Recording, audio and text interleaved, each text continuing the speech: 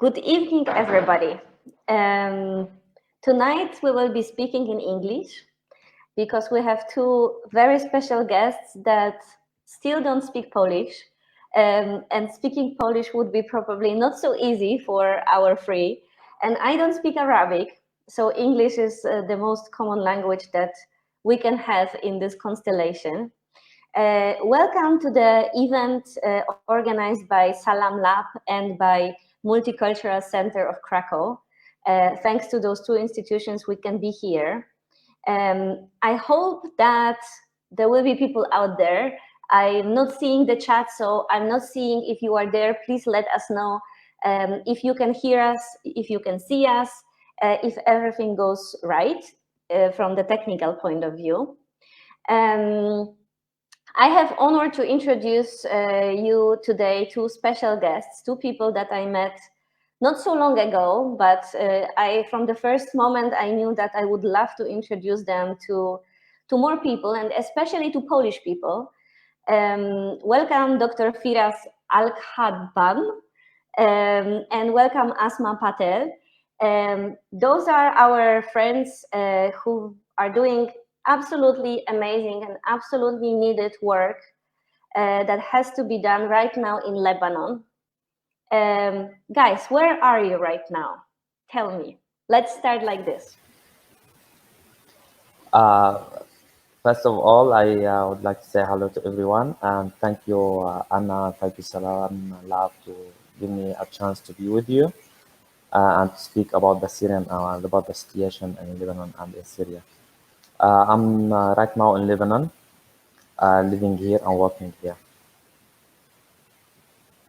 Asma, where are you? Same.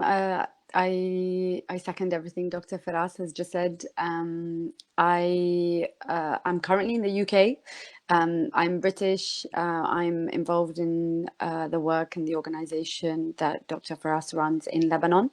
I was just there up until about a week ago, and I've just arrived back home. So back in the UK for a short while before my next visit back to Lebanon.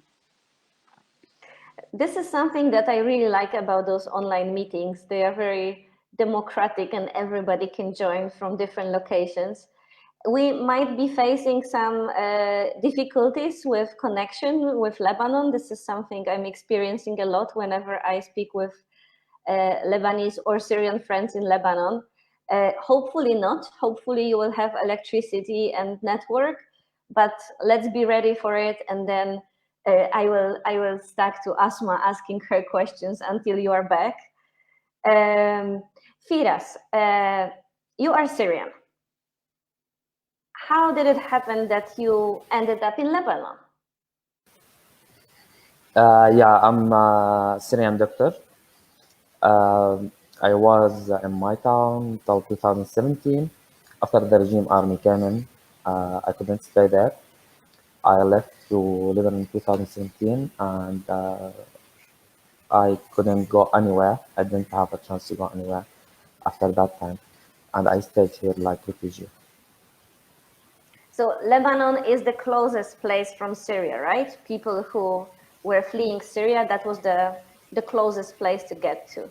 Yeah, exactly. Like especially like there is many countries around Syria: Jordan, Turkey, Iraq, and Lebanon.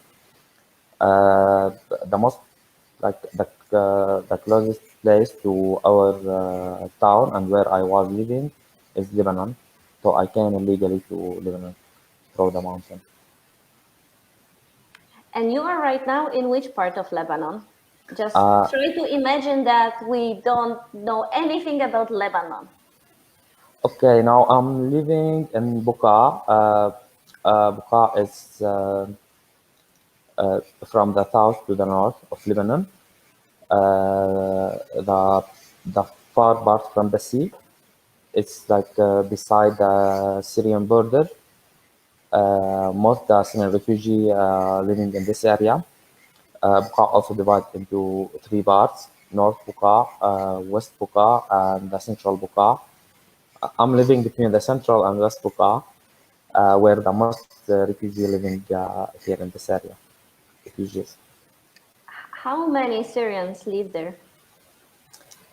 In whole Lebanon, there are about like 1,350,000 refugees registered with UNHCR, but the number is more because there is many refugees that didn't register yet or they didn't get a chance. In our area here, about 350,000 refugees. And let's remind how many people live in Lebanon in general, just to see the percentage. In general, there is about 4 million to 5 million. We don't know exactly. Yeah.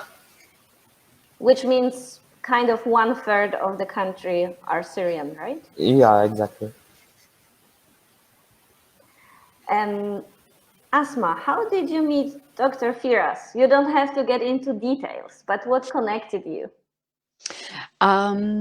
So I was involved in I guess volunteer work as a British person. We are always looking, many people who are interested in humanitarian work and the different crises that are happening outside of the UK and outside of Europe, as it were. I did some volunteer work in France, in Calais, when lots was happening quite a few years ago, and that led me to kind of go further afield. I was always interested in the Middle East. I didn't speak Arabic, but I really wanted to be able to learn and utilize that and utilize some of my skills from my previous career, which led me to Lebanon.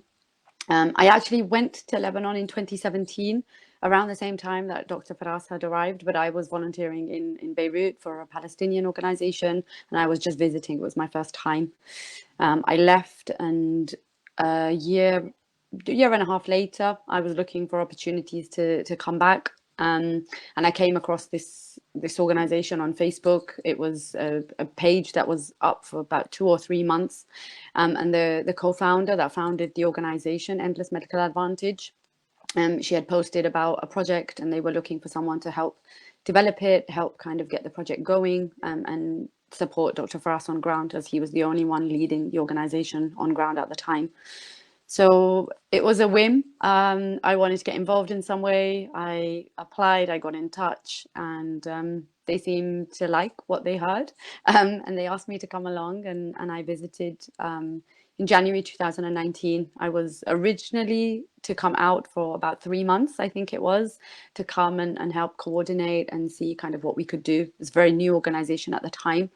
But things changed within the first 2 weeks of arriving, and almost 3 years later, I'm still very heavily involved and very much part of how the organization has developed and supporting Dr. Feras to really do what we can in healthcare and humanitarian work in Lebanon. Let's explain more. Endless Medical Advantage, the organization that you are both deeply involved in.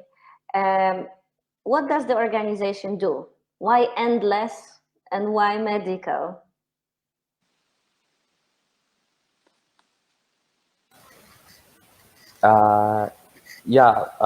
Because I'm a doctor, I was living in Syria. I was in surrounded area for 2 years. No medical care in that area. The people they were suffering a lot, especially in the medical part and healthcare part. I was the only doctor who is helping the people in my town, in my area in Syria for 2 years. I I came here. They forced me to come here or to escape because I cannot stay in my town. I want to do something. I want to do the help to help the people in many ways. I was reading about in this advantage, especially in the medical part, because which I know I understand more than anything. So I like this name, and I selected this name that maybe will give me hope always to develop and do more and more and more how much I can to the people, to anyone who needs us anywhere. Asma, how do you understand the endless part? We cannot hear you. I do that all the time. We For all me, do. for me, it's very similar, I guess, just in a slightly different way, that it's kind of a service and almost a duty that never stops. And I think that reflects Dr. Feras as a person, as who he is. When I met him, and when I met lots of people who'd worked with him previously in other volunteer projects and as part of the community that we work in Bekaa, they know him because of his literally endless commitment to being on call and available and ready whenever it's needed. And I've seen that time and time again. The people have seen that, and that's reflected in the ethos of the organization. So it's very much about continuing to provide and consistently being able to provide for the advantage and for the benefit of the people. And when I say the people, it means every single person involved.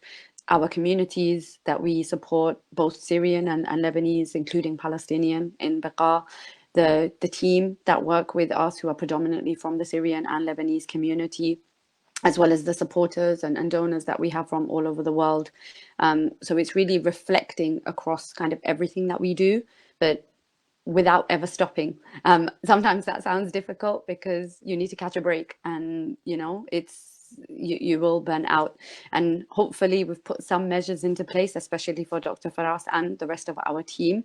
But the fact that we are always active and available is, I think, a testament to what the co-founders and especially Dr. Feras has created for the organization. And I think it's one of the reasons why it is so successful and so well loved on the ground in Bekaa.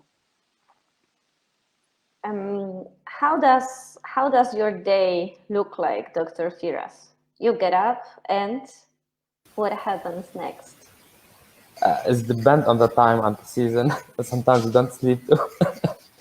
I'm joking. I wake up at morning, early morning.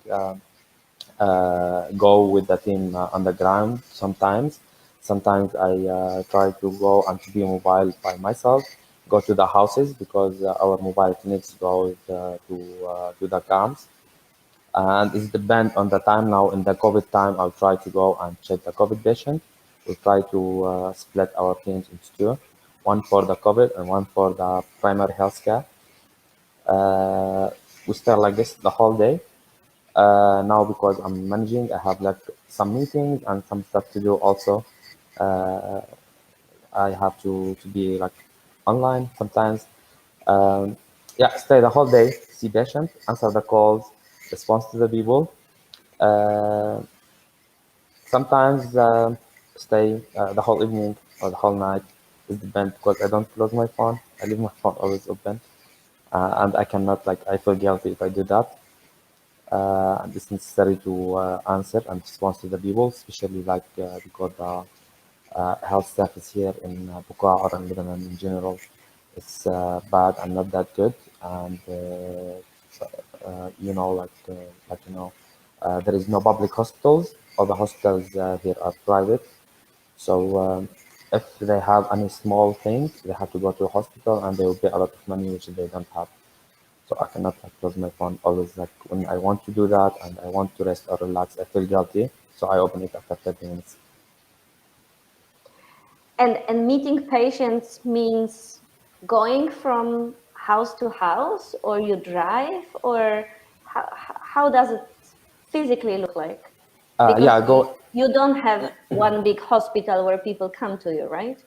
Yeah, most of the time we go from house to house and we go to their houses or to their tents. Is the band. At the same time, our team working on the ground, they are doing well. Also, we have many international volunteers. I want to say thank you to everyone volunteered with us. They are so great, and we have a really great team. Also, they are doing so well and getting now very hard time for the situations worked done before. But this endless element, I can only imagine, yes, if all those people there in Bekaa, they don't have access to private hospitals, or they would if they would have money, but they don't have enough budget for things like this. It means that there are always people in need, right? There is no moment that you could say, yes, nobody needs me right now. Yeah, of course, like there is always need, especially the emergency things. There is like I get many calls. I don't need to go. Just I can tell them what they should do, or I can send to them medication. The other people I have to go and respond to them, or I need to see them in any way. There is many patients. Sometimes they need help in hospital and emergency. They need like we need to use our contact to speak to get like cheaper price or to find for them place in hospital. Sometimes the hospital they are full, we cannot admit any patient. It depends on the situation. So you can't say emergency in everything, and we need to respond. And there is always need for the medical here in Krakow. How many people you meet every day? It depends from day to day. Like sometimes I see 30, sometimes 40, sometimes 20. But in general, all our team we see about like from 150 now to 200. Also, it's then like the whole team. Yeah, for me, it's take from me time because I'm going from house to house and from place to place, and it sometimes far from each other. Yeah, now we are trying to have a fixed center, so the patient who are able to come to the fixed center and far from our mobile clinic, they can come. So in this case, we can see more patients and we can like solve many problems in short time. How many times we would need to clone Dr. Feras to fulfill all the needs that are in Lebanon? I didn't understand. How many Dr. Ferases we would need to fulfill all the needs? To be honest, there is like many people like Dr. Feras trying to do their best, and I'm trying to do my duty, and I feel it's my duty like a doctor. Uh, Especially in the last year because of COVID and economic crisis, um, and the small hospitals here in Lebanon, the expensive medication, and they cannot find medication. So we have more calls and more response to the people, especially the Lebanese now they need us. So we feel it's like part of our duty to respond to the Lebanese and part of our duty to see the Syrian and part of our humanitarian duty to respond to all the people and to answer. And we need to do something. We are able to give. We have to give. There is many people doing like this response, going, trying to help. Um, but maybe I have more support from the volunteers, from our team, from Asma, and all the people who is supporting us from outside. So I'm able to give more, not like the other people, just the different. But we are all trying to do our best here on the ground. And I would like to encourage everybody to ask questions in any moment. I will try to incorporate them in our discussion. I have enough questions, so don't worry about it. But if you have something in mind, if some of the element of our discussion was especially interesting for you, just feel free to write in the chat. Feras, you talk about Lebanon, that it's not an easy place to bring such a medical help because of the lack of public hospitals, because of economical crisis. Could you say a bit more about this reality of the country? Why is it so difficult in Lebanon? In Lebanon, you can feel like politically it's not stable. So this reflect on the people on the street and the refugee who's living here, all the people who's living here. You can see this that nothing is stable. In the same time, the economic crisis that they had 2 years ago till now, it's affected like a lot of the people, the salaries, everything expensive. There are people cannot afford uh, their food, they cannot offer their healthcare. It was before like about 80% from the Lebanese, they have insurance, health, medical insurance. They can go for free in hospitals, but now most of the hospitals trying to escape from this and not attempt people inside because the government will give them money on 1,500 exchange rate, but the exchange rate now is about 22,000 Lebanese lira for $1. So the hospitals now saying not to tell the patients we don't have space, we don't have contracts for scanners, we don't, the scanner is not working, saying not to give the treatment that people really need because maybe the government doesn't give them money. I don't know what is the problem exactly.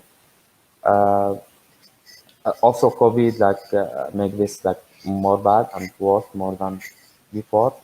COVID like in the last winter, I think like 1 year ago or less,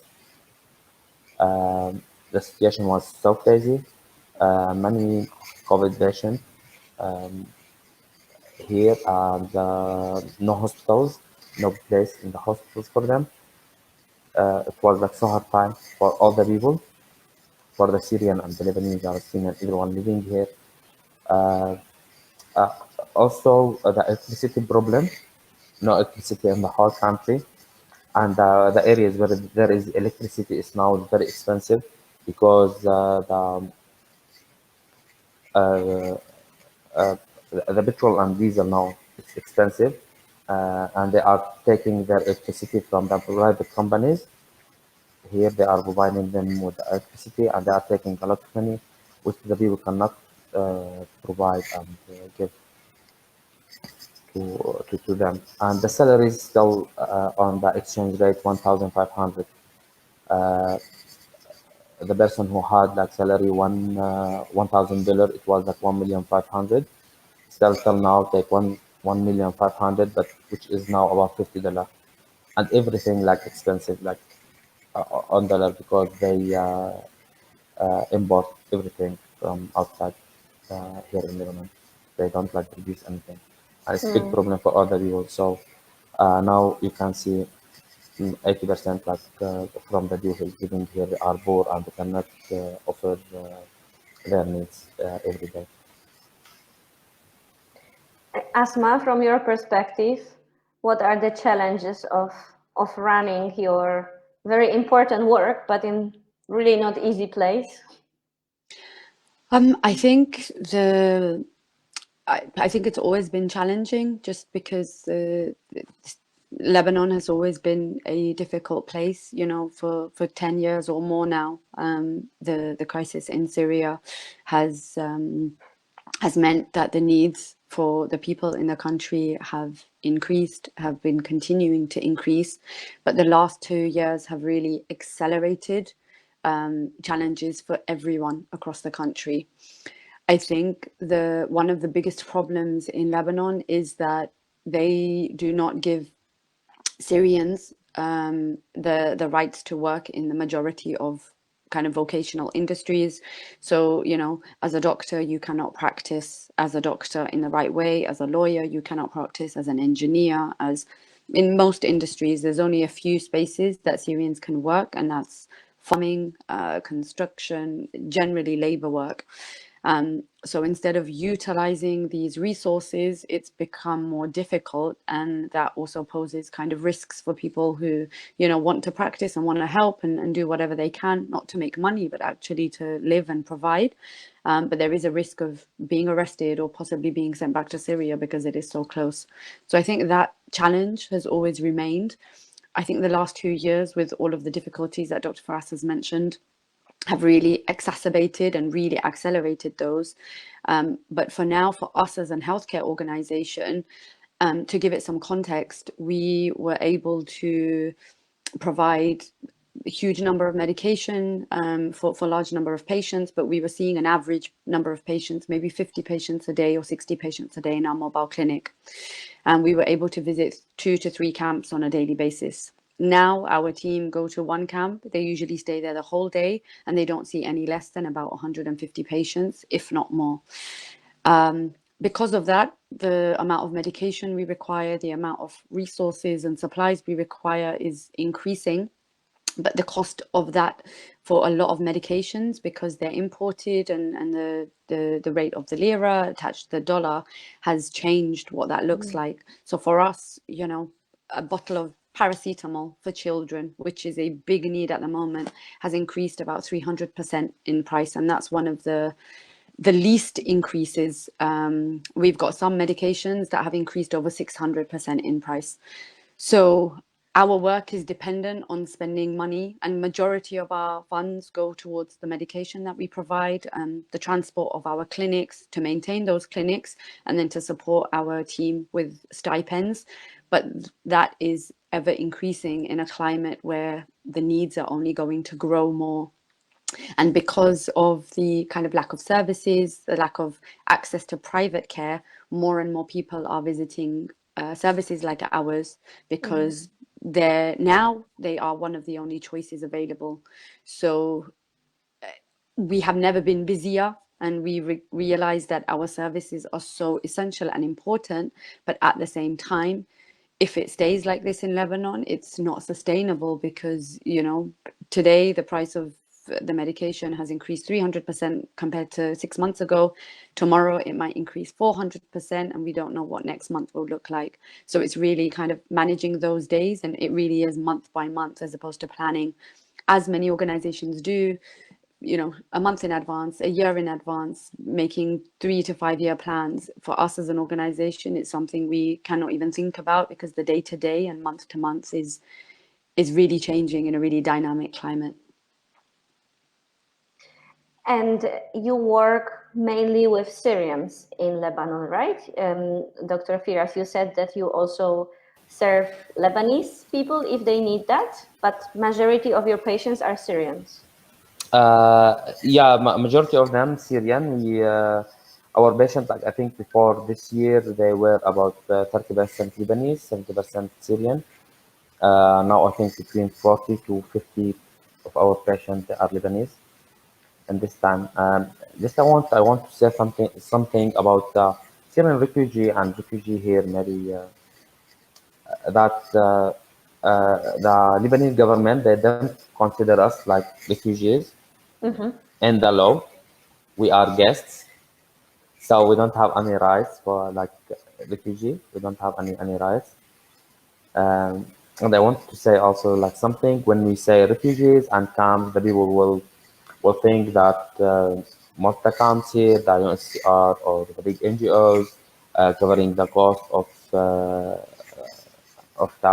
rent for the land or something. No, here like the people paying for their rent for the land where they are putting their tent, where they are living. They are paying money for their electricity, monthly rent and monthly electricity. They used to pay for their water. Now there is some NGO providing them the clear fresh water to use for cooking or for daily needs.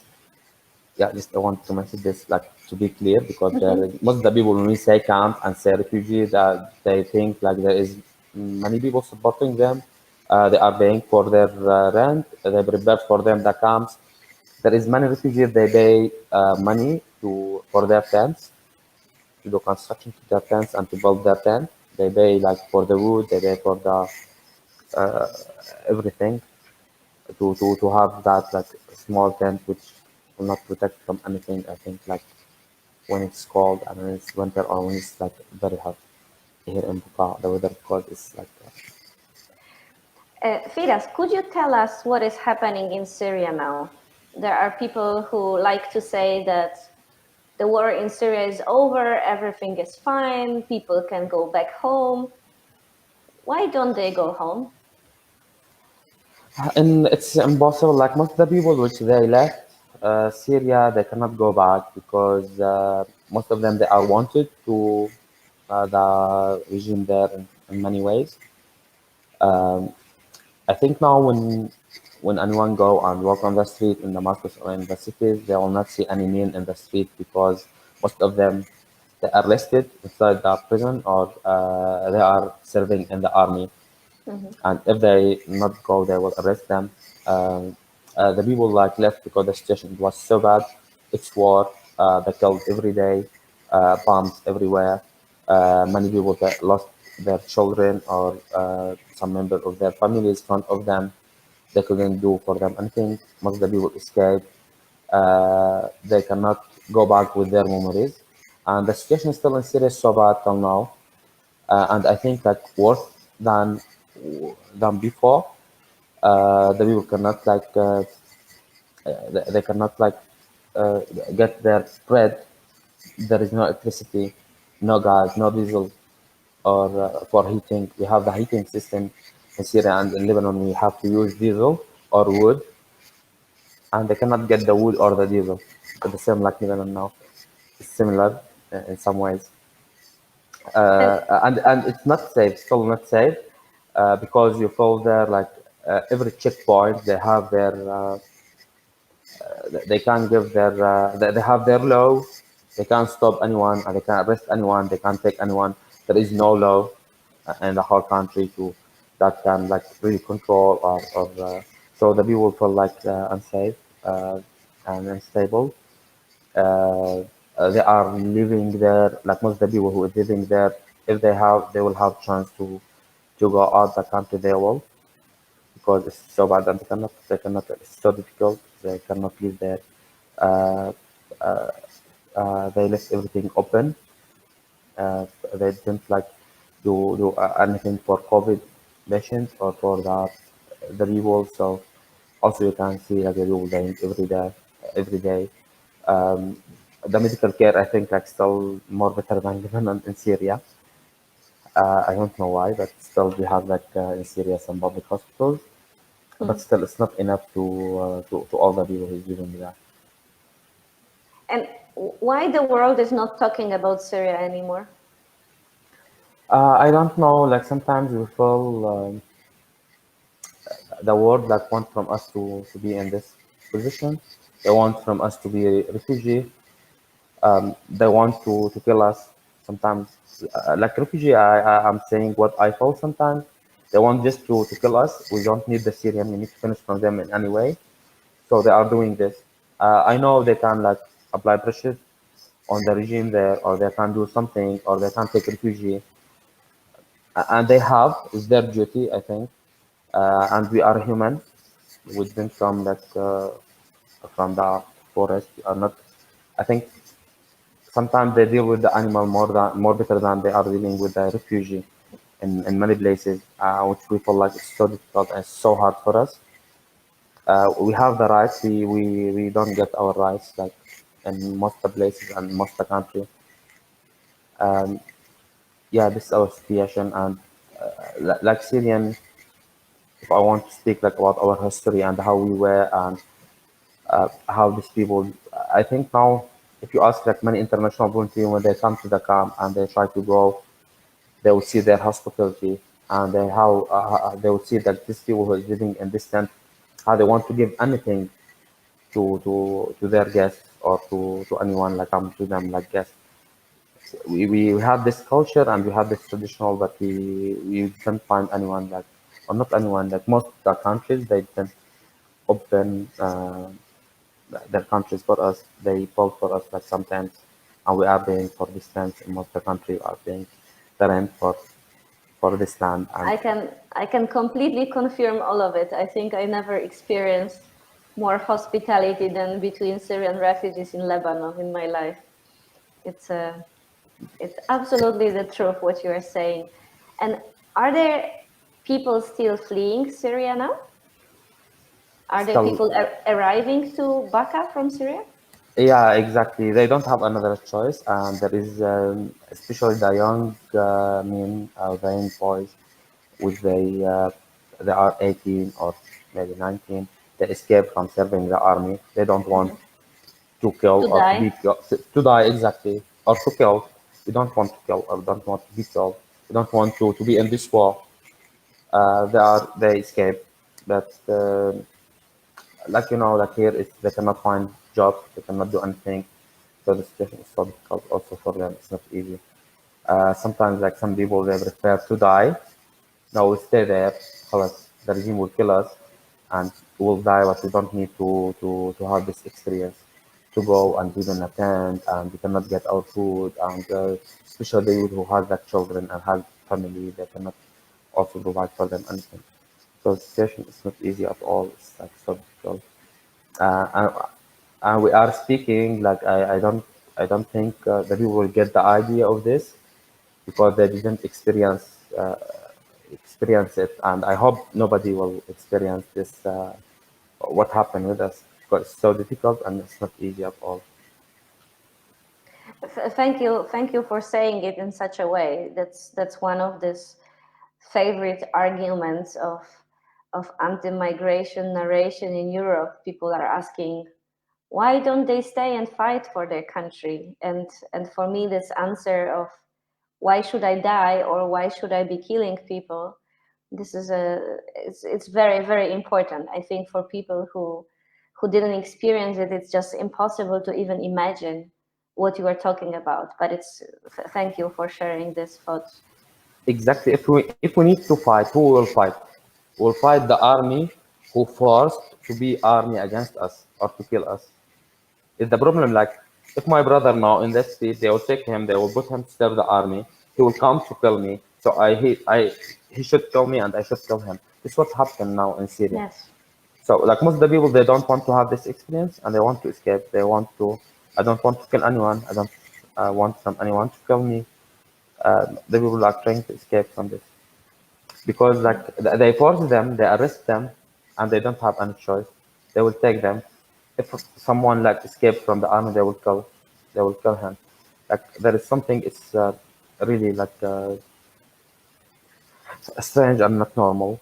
So, but the people like will not risk their life to be a refugee. They will not risk their life and leave everything to come and live in a tent. They will not risk their life. Maybe they will die on the sea. There is like something more bigger and more harder for them to do this. To do this. Mm-hmm. Exactly. And when people arrive to Lebanon, like you yourself, or like people still coming now from Syria to Lebanon, and they face this reality harder and harder every month in Lebanon because of the economy, because of many different reasons in Lebanon. What then? What if they cannot manage to survive in Lebanon? Where do Syrians go from Lebanon? Asma, maybe you can tell us something. I think year by year since the beginning of the crisis, the situation has changed. Prior to, and I think Dr. Feras can confirm the dates, but prior definitely to kind of pre-2014, there were more opportunities for people to apply for visas to certain places. Some places were still open, some places were still a little bit easier, a bit more accessible, maybe not easier, but a bit more accessible. Post kind of 2014, 2015, lots of things started changing. The crisis in Greece, Europe's borders, neighboring countries, Turkey's situation changed. But those were the main places that people were trying to get out and get away. To be honest, I don't think anyone really had an idea of a specific country or a specific place. From my understanding, from my interactions with people I call family now in Lebanon and all over the world, like my Syrian friends and family, it wasn't that they wanted to go to Germany or they wanted to go to the UK or go to France. They wanted to go where they could get out and maybe try to build a future and try to build some kind of life where there wasn't a daily risk or a daily challenge of life. So getting on a boat and crossing the sea and challenging in that way, trying to put together thousands of dollars for a visa that may or may not be accepted to then take an onward path from their illegal routes into kind of Europe or other places. It's really where an opportunity arises, if an opportunity arises. I think post 2016, 2017, most of those opportunities have become almost impossible. Even getting visas to Turkey have become more and more harder, which was one of the easiest more accessible options. I don't want to say easy because it's never been easy. And getting visas for anywhere else is, I mean, almost impossible. I think the last few months, and you're very aware, and we've seen it now in some of the international media, some of that has been changing. There's been doors opening. Egypt have been providing visas. Belarus have been doing that. That's been leading more people, I think, now coming from Syria to try to take this route if they can put together the funds and have enough money to get a visa, get a flight, and see what opportunities open when they get there. But as soon as an opportunity arises, people are almost fighting to try to take that chance because it's some kind of hope. Whatever that hope looks like, they're unsure, but it's a hope. And I think it's based on everything Dr. Feras said, that it's better. It's better than whatever they've already risked and whatever they've already lived through. Yes, as you know, I'm now on the Polish-Belarusian border, and I'm daily meeting Syrians that came from Beirut. They were flying from Beirut to Minsk, sometimes knowing what they might face, sometimes not being aware of how difficult the situation is. They are buying trips in the tourist agencies, as they call it, and the agents promise easy way, yes, to fly to Minsk, and then in a few hours be in European Union. This is what I'm seeing now every day here, and this is absolutely not my. I don't have any right to judge any choices of people. I just see that people are very often not prepared. The Lukashenko regime was lying to them, saying that the border between Belarus and Poland will be open, or that it's easy to cross.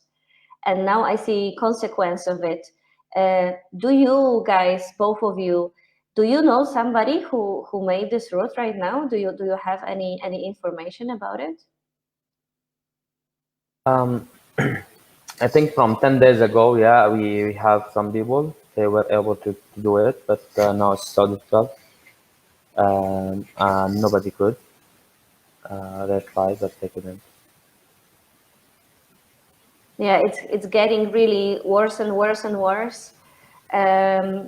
And sometimes I'm thinking that exactly what you said, Asma, that when some opportunity opens, of course, people, especially after years of suffering, they will try to take it. And it's not surprising at all. We have a question.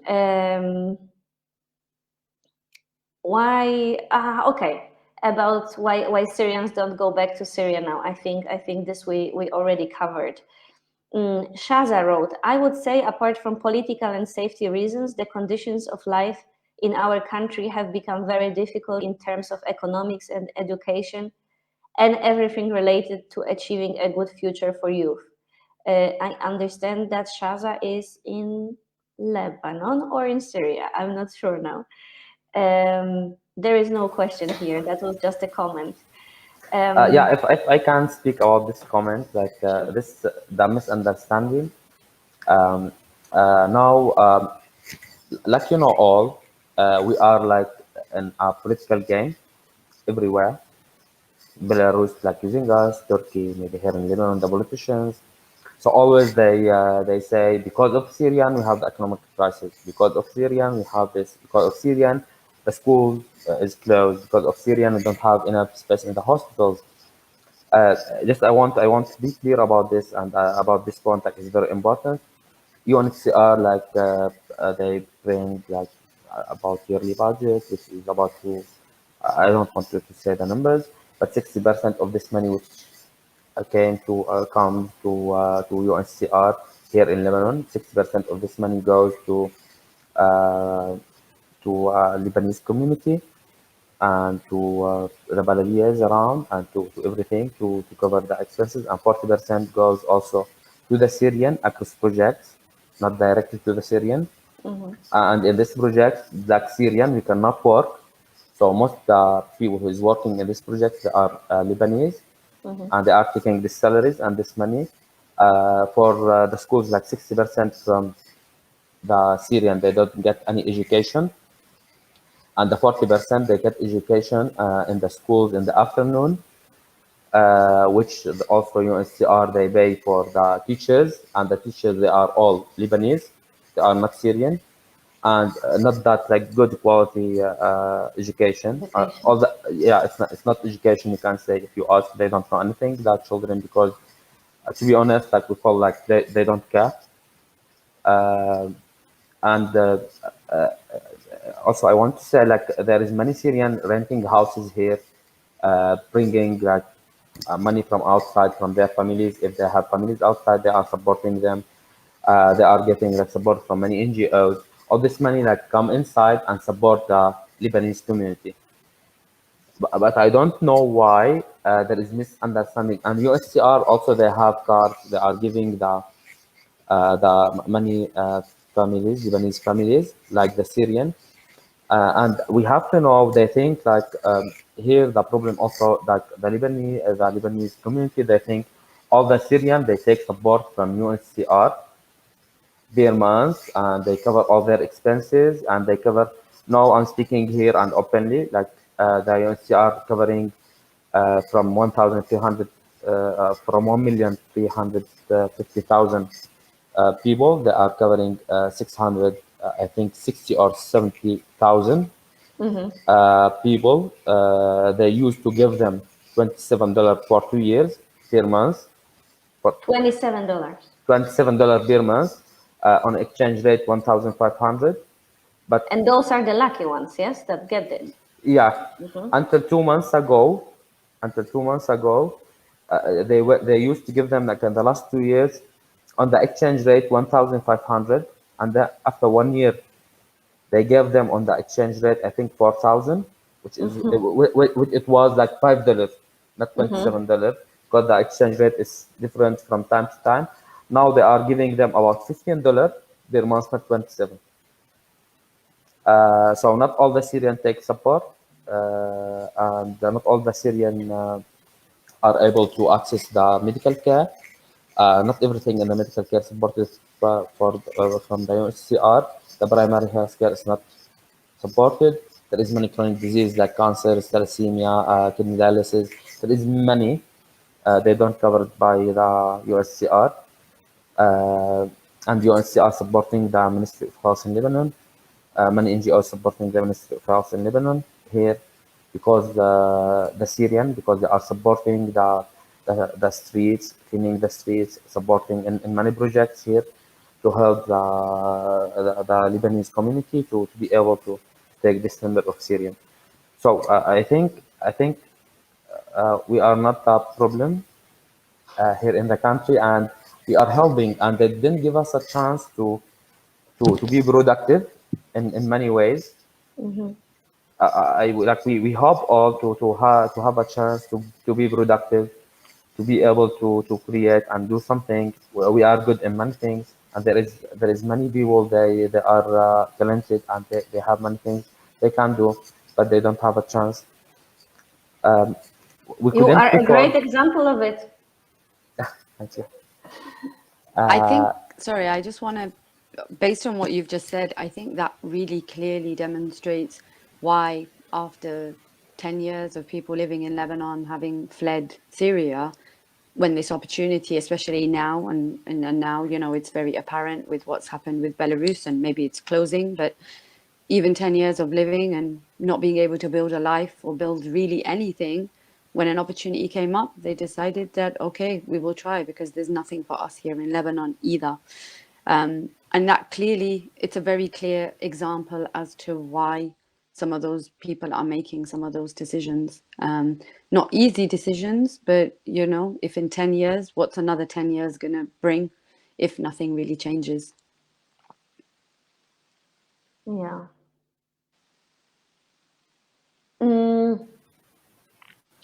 Guys, I know that you've been lately in Poland. Dr. Feras and the whole organization, you were awarded a special prize Can you tell us what price was it and how did it happen? How did you find out about it? And then how was your trip to Poland?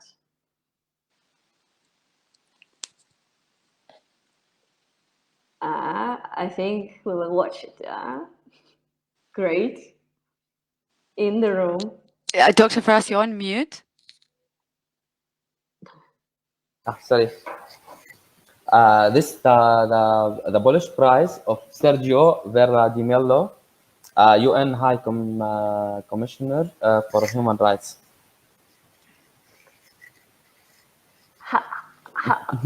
What did you think when you found out about it? It was like really so great chance. I was so happy. I would like to say thank you to everyone, especially in the Heritage and everyone, and to Valencius and to all the people in Krakow. I didn't expect this. It was so nice and good chance to visit Poland. I didn't expect this hospitality and this great people, great city. Really like I left some part of me there in that city. It's so beautiful, and I like the people. They are so great. Asma, how did you like Poland? It was my first time, and again, it was really unexpected. Lots of my Polish friends had warned me that Poland can be like this, and Poland can be like this, and you don't know what kind of response you will get, and Krakow is like this. But it was so warm, so welcoming. Such a wonderful experience, especially as part of this this award and this organization that hosted us, and really just being able to kind of see parts of work that's happening outside of the on-ground humanitarian work that kind of we're involved in the Bekaa. It's very hands-on, it's day-to-day in refugee camps and tents and so forth, but there's so much work being done outside of these contexts, but for these communities itself. We were able to meet incredible activists, organizations, people. Through that, we were connected with you, and really learning about what is happening outside of that, and the incredible types of people who are doing this kind of stuff. And it was a good friend of ours who nominated Dr. Feras for the award and worked behind the scenes to ensure that he won. And he did, and then to kind of get the visa, which is unheard of in a really short amount of time. It all just happened very quickly, and then to be able to go and be recognized and to be awarded and welcomed with really open arms, it was a wonderful experience. I think it was absolutely deserved. And when I heard about your experiences, and then when I remember my experiences of visiting Lebanon and meeting with Syrians there, I feel that it would be such a valuable experience if we all could be doing this on a more regular basis. Those Poles in Poland that never met a Syrian and are afraid that if they meet somebody crossing from Belarusian border, oh my God, what will happen if 10 of them will come or 100 of them will come? And then going to Lebanon and seeing that 1/3 of population is Syrian refugees. And well, it's not easy. It's not easy. It's not an easy country, but it's still existing, and people can be still friends and support each other. And Dr. Feras can be a doctor for Lebanese in need too. I just wish that we have world like this. I see a question from Usama from Syrian border. Can I join? I guess it's a question to you. If people can join your work, and I would like to open this question a bit more to what can we all do? How can we join you in your work? What Polish people and what Europeans that are listening here today, what can they do for the Endless Medical Advantage organization? Tell us, be open about it, don't be shy, just tell us what we can do for you. To be honest, like we had big support from volunteers. They came, they had good experience with us. Volunteers means it has to be people with medical education. Let's yeah, just clarify it. We had volunteers with medical and non-medical also. They helped us in many ways. We had a good experience with them. Also, they had here good experience. Most of them, they went back to their country and they started supporting us and donated us in many ways. Um, I think it's a good way, but also now in this time, especially this hard time, we need more people on the ground, especially medical on the ground, and we need more medication because the situation like every day is more bad and worse from before. Yeah, I don't know this from my opinion. If Asma has any. Yeah, much of the same. I think it is twofold. It's having the bodies on the ground. At the moment, we're prioritizing medical professionals. We've been overwhelmed with volunteer interest, and we're trying to make sure we can have enough people to come in and support, because the capacity really is stretched for the team.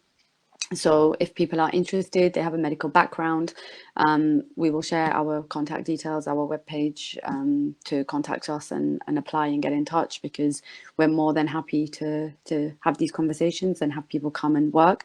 And to come and support isn't just to provide that medical support. It's really taking an experience away. It's learning about these communities, learning about these people, learning about the situation. And then the important work starts thereafter when you go back home and you talk to your friends and you talk to your families, and that leads to various other things. We've had people who've supported us. They've done fundraisers or they've collected medications from their local hospital where they work, and sent that with friends who are coming to Lebanon another time. And on the other hand, the financial and economic situation in Lebanon is diabolical, and it's becoming more and more challenging. You know, we're hopefully going to do a winter appeal, and we're going to continue to raise money. I'm in the process of applying for grants and on open funds to see how we can kind of continue our efforts and really try to bring more medication. But really, alongside kind of physical support from people, we definitely need more donations to really support the big needs that are needed right now, and that is the high number of medications. I think we will post links to all what you are talking about under the discussion on the Facebook page for all who are interested in joining you guys in Lebanon. Are there any minimum? Is there any minimum time that people can come to join your teams? No, I mean, coming to Lebanon, we would always ask people to at least come for a couple of weeks just so that you can acclimatize and get to know the environment. But, you know, if people have got some time to give, any time is really better than nothing. So we always have those conversations and informal chats to find out what works best for us and what works best for them. But any questions, they can always reach out, and I personally deal with most of our volunteer interests, so I will definitely get back to anyone who contacts us. So who wants to get in touch with Asma, there will be contact under this chat. And as you heard, donations are always welcome to support, to help you helping others. Well, 1 hour is over. It was a real pleasure to introduce you, Asma and Dr. Feras, to Polish public. I think if you ever have some questions, if you would like to find out more about situation of Syrians in Lebanon and in general of Syrians everywhere, you can always reach out to us. Salam Lab and Multicultural Center of Krakow are doing amazing work in this topic. We shouldn't stop talking about it, about who is doing good work where, not only talking about difficulties, but also about successes. I think Lebanon is very lucky to have you guys. Thank you very much for your time, for connecting, even if you had to switch off your phone, Feras, for a bit and feel guilty that you are not working right now. Thank you, thank you, thank you, thank you. It's an honor to us to be with you. Thank you so much, really, for everything. Thank you to Salam Lab. And hope to see you here in Lebanon again. Thank you, Asma. And again, same for me. It was really a pleasure to be able to speak and discuss. And thank you for inviting us. And hopefully look forward to joining you again someday. Thank you. Thank you.